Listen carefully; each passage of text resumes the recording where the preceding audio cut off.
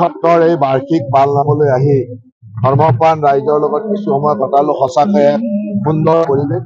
এই পৰিৱেশে মানসিক শান্তি দিয়াৰ লগে লগে নিজক সুন্দৰভাৱে লৈ যোৱাৰ মই মইনবাৰী সত্ৰ পৰিয়ালৰ সকলোকে ধন্যবাদ জ্ঞাপন কৰিছো। আৰু ইয়ালৈ আহি যি ভক্তি ৰসত বিলীন হৈ থকাৰ সুবিধা দিলে তাক মইনবাৰী সত্ৰৰ লগত পৰিচালনা সমিতিৰ সকলোৰে ধন্যবাদ জ্ঞাপন আশীৰ্বাদ বিচাৰিছো। লক্ষ্যই হ'ল যে সত্ৰ বনভূমি আদিৰ যি মাটি দখল আছে সেই দখল মুক্ত কৰা, বেদখল মুক্ত কৰা। গতিকে সত্ৰৰ মাটিৰ ক্ষেত্ৰত চৰকাৰখন অতি কঠোৰ আৰু কঠোৰভাৱে ভৱিষ্যতো কাম কৰি যাব।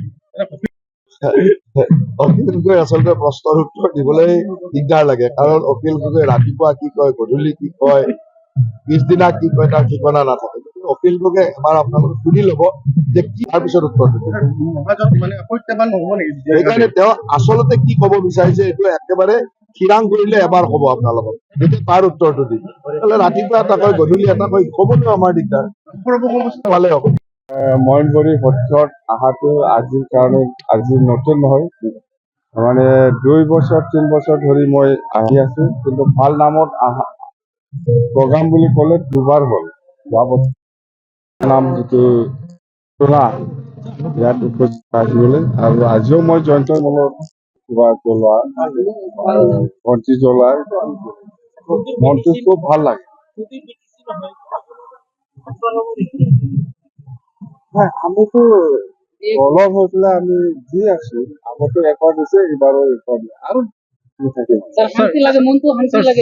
মনটো ভাল লাগে, মনটো ভাল লাগে। এইবিলাক জাগাৰ কিবা পলিটিক্সৰ কথা পাতি নাই, বেলেগ জাগা আছে।